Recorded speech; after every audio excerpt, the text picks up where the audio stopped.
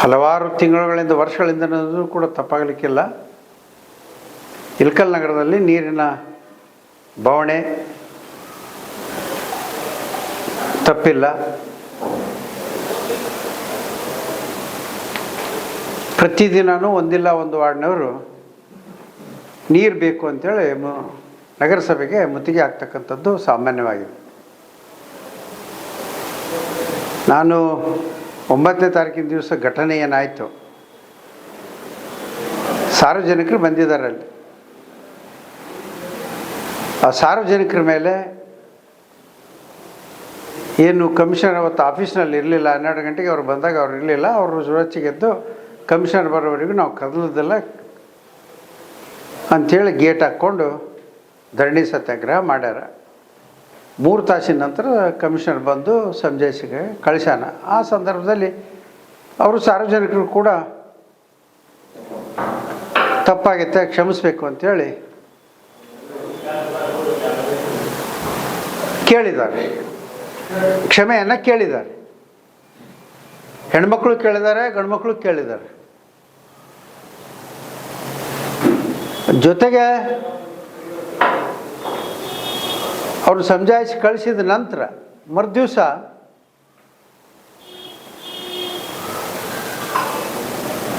Commissioner FIR ಮಾಡ್ಯಾರ. 2 ಹೆಣ್ಮಕ್ಳು ಗಂಡ್ಮಕ್ಳು ಒಂದಿಷ್ಟು ಮಂದಿ 7 ಜನರನ್ನ, ಒಟ್ಟು 9 ಜನರ ಹೆಸರು ಹಾಕಿ FIR ಮಾಡ್ಯಾರ. ಇನ್ನು ಉಳಿದವರು ಇನ್ನಿತರಂತ ಬರೆದಿದ್ದಾರೆ. ಅರೆ, ಕುಡಿಯೋಕೆ ನೀರಿಲ್ಲ, ನೀರು ಕೊಡ್ರಿ ಅಂತ ಕೇಳಲಿಕ್ಕೆ ಹೋದವ್ರ ಮೇಲೆ FIR ಮಾಡ್ತಕ್ಕಂಥದ್ದು ಎಷ್ಟರ ಮಟ್ಟಿಗೆ ಸರಿ? ಆದ್ದರಿಂದ ನಾನು ನಿನ್ನೆ ದಿವಸ ನಮ್ಮ ನಗರಸಭೆಯ ಎಲ್ಲ ಸದಸ್ಯರನ್ನ ಮುಖಂಡರನ್ನು ಕರ್ಕೊಂಡು DC ಅವ್ರ ಹತ್ರ ಹೋಗಿ ಅವರಿಗೆ ಮನವಿಯನ್ನು ಮಾಡಿದ್ದೀವಿ. ಇದು ಆಗಿರ್ತಕ್ಕಂಥ ಘಟನೆ ತಪ್ಪು. ಸಾರ್ವಜನಿಕರಿಗೆ ಈ ರೀತಿ ನೀರು ಕೊಡದೇನೆ ಅವ್ರ ಮೇಲೆ FIR ಮಾಡಿ ಒಂದು ಭಯದ ವಾತಾವರಣವನ್ನು ನಿರ್ಮಾಣ ಮಾಡ್ತಕ್ಕಂಥ ಈ ಕೆಲಸ ಏನಿದೆಯಲ್ಲ, ಈ ಕ್ಷೇತ್ರದ ಶಾಸಕನ ಒತ್ತಡದಿಂದ ಆಗಿರ್ತಕ್ಕಂಥದ್ದು ಅನ್ನೊಂದು ಮಾತನ್ನು ಕೂಡ ನಾನು ಸ್ಪಷ್ಟವಾಗಿ DC ಅವರಿಗೆ ಹೇಳಿದ್ದೇನೆ. FIR ಆಗಿದೆ. ನಾವು SP ಅವ್ರ ಹತ್ರ ಕೂಡ ಹೋಗಿ ಹೇಳಿದ್ವಿ, ಈ ರೀತಿ ನೀವು FIRಗಳನ್ನು ಮಾಡಿಕೊಂಡ್ರೆ ಹೇಗೆ ಅಂಥೇಳಿ. ಅವ್ರು ಹೇಳಿದ್ರು, ನಾವು ಯಾರೂ ಈಗ ಅರೆಸ್ಟ್ ಮಾಡಿಲ್ಲ, ಮಾಡೋದೂ ಇಲ್ಲ ಅಂತಲೂ ಕೂಡ ಆಶ್ವಾಸನೆಯನ್ನು ಕೊಟ್ಟಿದ್ದಾರೆ. ಯಾಕಂದರೆ ಇದು ಸಾರ್ವಜನಿಕವಾಗಿರ್ತಕ್ಕಂಥ ಒಂದು ಬಹುದೊಡ್ಡ ಸಮಸ್ಯೆ. ಇದು ಬರೀ ಕೇವಲ ಲಕ್ಷ್ಮೀನಗರದ ನಿವಾಸಿಗಳದ್ದು ಒಂದೇ ಅಲ್ಲ, ಇಡೀ ನಗರದ ಎಲ್ಲ ಜನರು ಅವಶ್ಯವಾಗಿ ಬೇಕಾಗಿರ್ತಕ್ಕಂಥದ್ದು ನೀರು.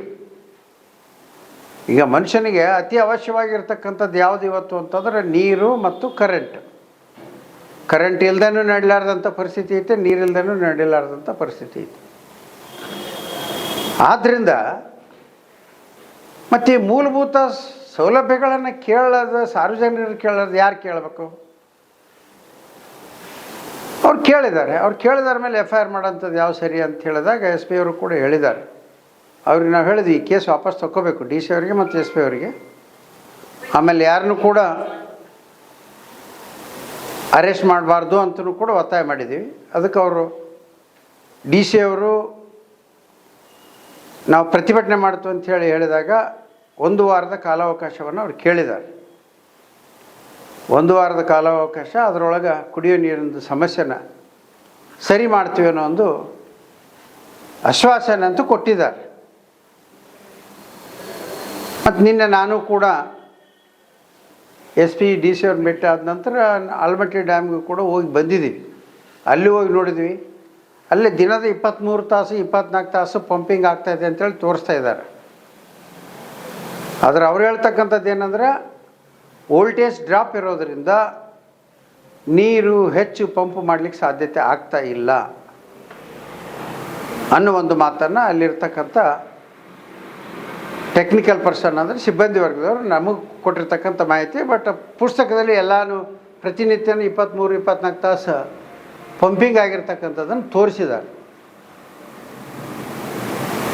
ಈ ಒಂದು ವ್ಯವಸ್ಥೆ ಇದು 2 ವರ್ಷದಿಂದ ಇತ್ತೀಚೆಗೆ ಯಾಕೆ ಇದು ಸಮಸ್ಯೆ ಆಗಿದೆ?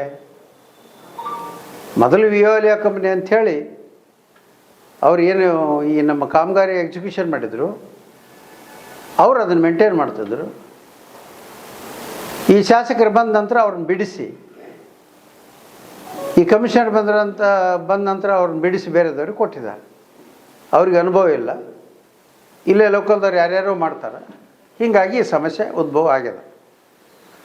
ಒಂದನೇದ್ದು ಕೇಳಕ್ಕೆ ಹೋದ್ರ ಮೇಲೆ FIR ಆಗ್ತಕ್ಕಂಥದ್ದು. ಅದ್ರ ಜೊತೆಗೆ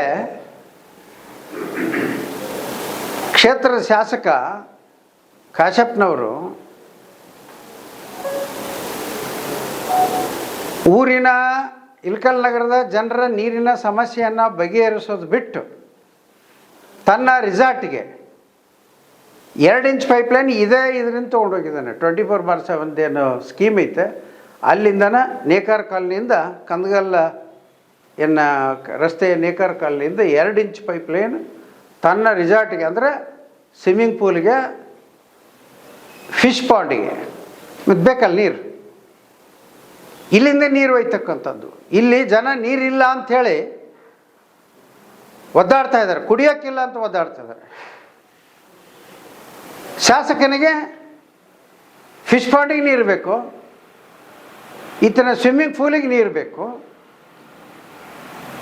ಅದು ಯಾವ ವ್ಯಾಪ್ತಿ? ಗ್ರಾಮೀಣ ಪ್ರದೇಶದಲ್ಲಿ ಗ್ರಾಮ ಪಂಚಾಯತಿ ವ್ಯಾಪ್ತಿಯಲ್ಲಿ ಬರ್ತಕ್ಕಂಥವ್ರಿಗೆ 2 ಇಂಚಿನ ಪೈಪ್ಲೈನ್ ಹಾಕಿ ಈ ಕಮಿಷನರ್ ಹೆಂಗೆ ಕೊಟ್ಟ? ಯಾರು ಪರ್ಮಿಷನ್ ಕೊಟ್ಟವರು?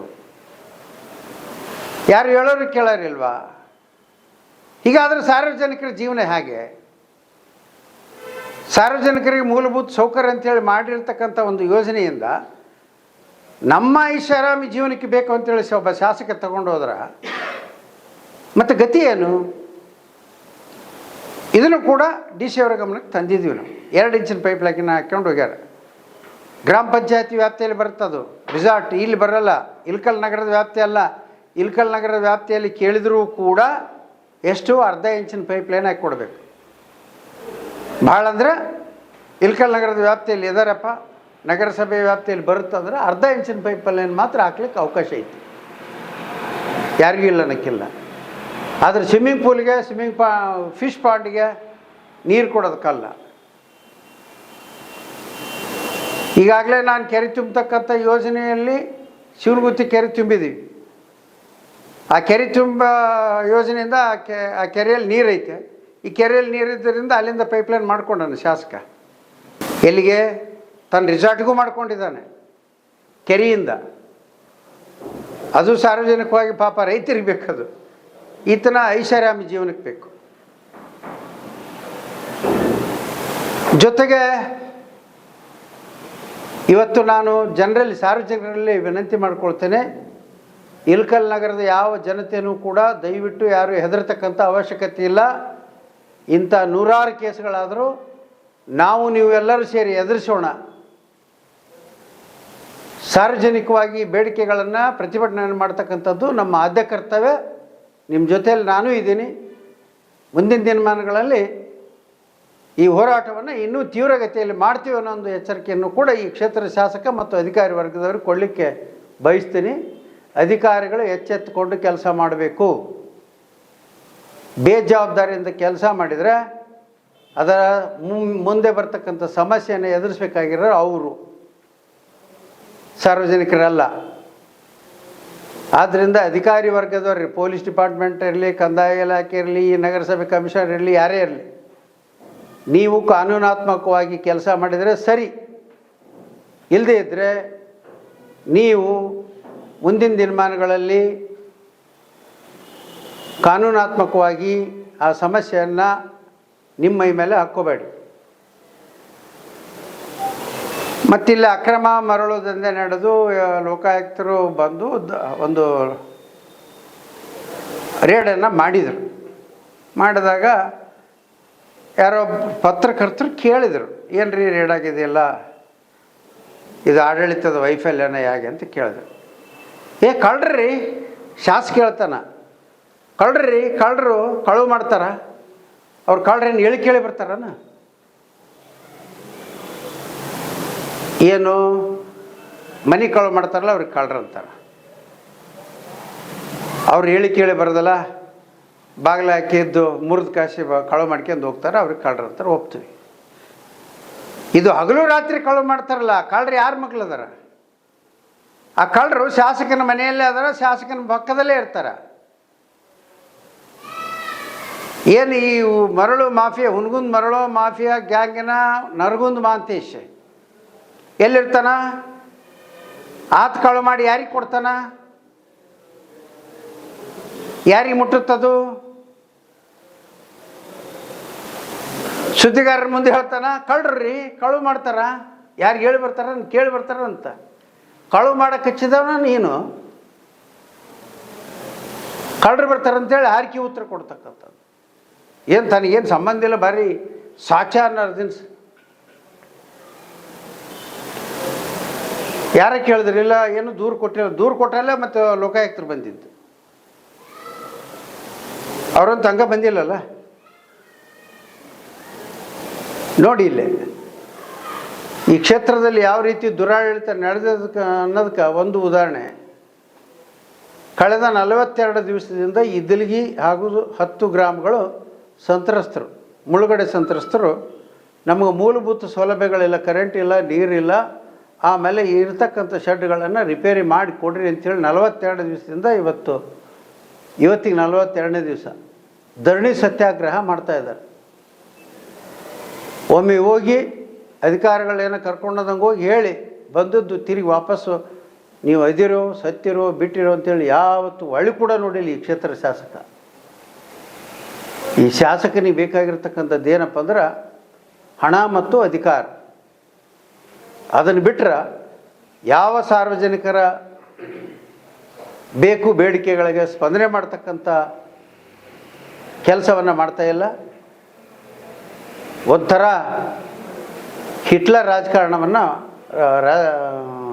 ರಾಜ್ಯದ ಹಿಟ್ಲರ್ನ ಮಾದರಿಯಲ್ಲಿ ಒಂದು ಈ ಹುನಗುಂದ ತಾಲೂಕಿನ ವ್ಯವಸ್ಥೆಯನ್ನು ಮಾಡಲಿಕ್ಕೆ ಹೊರಟಿದ್ದಾನೆ. ಅದಕ್ಕೆ ಅವಕಾಶ ಕೊಡೋದಿಲ್ಲ ಅನ್ನೋ ಒಂದು ಎಚ್ಚರಿಕೆಯನ್ನು ಕೂಡ ಈ ಸಂದರ್ಭದಲ್ಲಿ ಕೊಡಲಿಕ್ಕೆ ಬಯಸ್ತೀನಿ.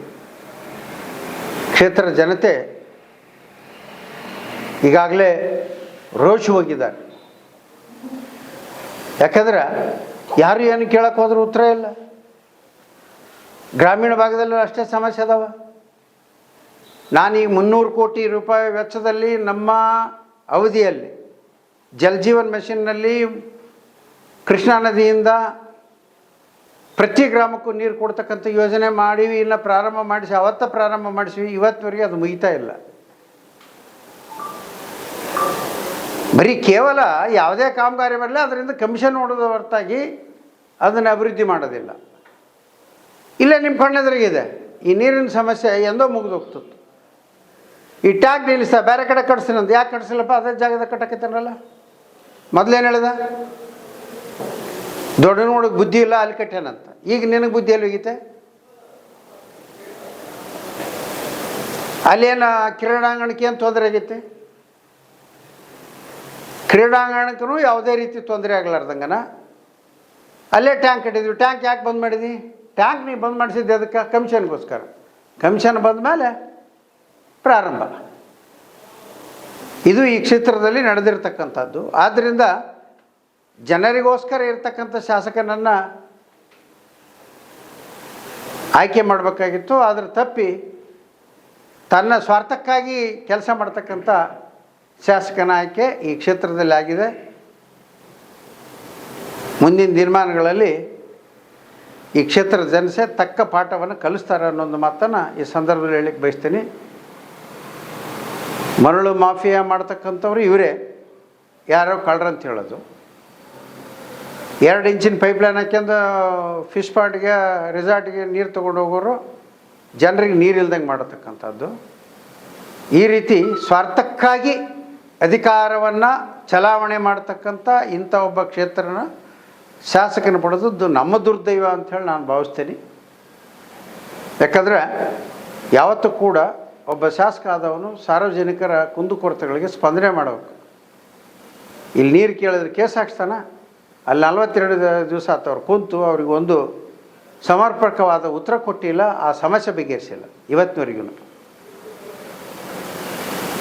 ಆ ಕಾರಣದಿಂದ ನಿನ್ನೆ ಎಸ್ ಪಿ ಮತ್ತು ಡಿ ಸಿ ಅವ್ರನ್ನ ಭೇಟಿಯಾಗಿ ಮನವಿ ಕೊಟ್ಟು ಬಂದಿದ್ದೀವಿ. ಅವರು ಒಂದು ವಾರದ ಕಾಲಾವಕಾಶವನ್ನು ಕೇಳಿದ್ದಾರೆ. 1 ವಾರ ಕಾಲಾವಕಾಶ ಕೊಟ್ಟು ಬಂದಿದ್ದೀವಿ.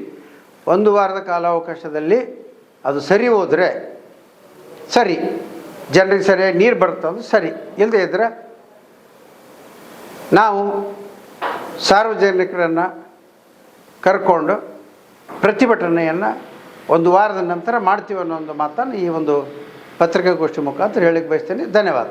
ಸಮಸ್ಯೆಗಳಾದ ಮದುವೆ, ಹಣಕಾಸು, ವ್ಯಾಪಾರ, ಗಂಡ ಹೆಂಡತಿ ಸಮಸ್ಯೆ, ಮಕ್ಕಳು ಪ್ರೀತಿಯಲ್ಲಿ ಬಿದ್ದು ಮಾತು ಕೇಳದಿದ್ದಲ್ಲಿ, ಪ್ರೀತಿಯಲ್ಲಿ ನಂಬಿ ಮೋಸ, ಪ್ರೀತಿಸಿದವರಿಂದ ತೊಂದರೆ, ಇಷ್ಟಪಟ್ಟವರು ನಿಮ್ಮಂತೆ ಆಗಲು ಮಕ್ಕಳಾಗದಿದ್ದಲ್ಲಿ, ಸಾಲದವರಿಂದ ತೊಂದರೆ, ಹಣ ತಿರುಗಿ ಬರಲು, ಗಂಡ ಬೇರೆ ಸ್ತ್ರೀ ವಶದಲ್ಲಿದ್ದರೆ, ನಿಮ್ಮ ಪತ್ನಿ ಪರಪುರುಷರ ಸಹವಾಸದಲ್ಲಿದ್ದರೆ, ಪುರುಷತ್ವ ಸಮಸ್ಯೆ, ಅತ್ತೆ ಕಾಟ ಸಮಸ್ಯೆ, ಯಾವುದೇ ಬಗೆಹರದ ಸಮಸ್ಯೆಗೆ ಕೇವಲ ಒಂದೇ ದಿನದಲ್ಲಿ ಗ್ಯಾರಂಟಿ ಪರಿಹಾರ. ಸ್ತ್ರೀಯರಿಗೆ ವಿಶೇಷ ಪರಿಹಾರ. ಎಷ್ಟೋ ಜ್ಯೋತಿಷ್ಯರಲ್ಲಿ ಕೇಳಿ ಹಣ ಕಳೆದುಕೊಂಡಲ್ಲಿ ನಮ್ಮಲ್ಲಿ ಗ್ಯಾರಂಟಿ ಪರಿಹಾರ ಸಿಗುತ್ತದೆ. ಯಾವುದೇ ಸಮಸ್ಯೆ ಇದ್ದರೂ, ಎಂತ ಕಠಿಣ ಸಮಸ್ಯೆಗಳಿದ್ದರೂ ನಿಮ್ಮ ಜಾತಕ, ಫೋಟೋ, ಹಸ್ತಮುದ್ರಿಕಾ ನೋಡಿ ಭವಿಷ್ಯ ಹೇಳಲಾಗುತ್ತದೆ. ಇನ್ನು ನಿಮ್ಮ ಜೀವನದ ಎಂತ ಸಮಸ್ಯೆಗಳಿದ್ದರೂ ನಮ್ಮಲ್ಲಿ ಪರಿಹಾರ ಇದೆ. ಕೂಡಲೇ ಕರೆ ಮಾಡಿ ಅಥವಾ ವಾಟ್ಸ್ಆಪ್ ಮಾಡಿ.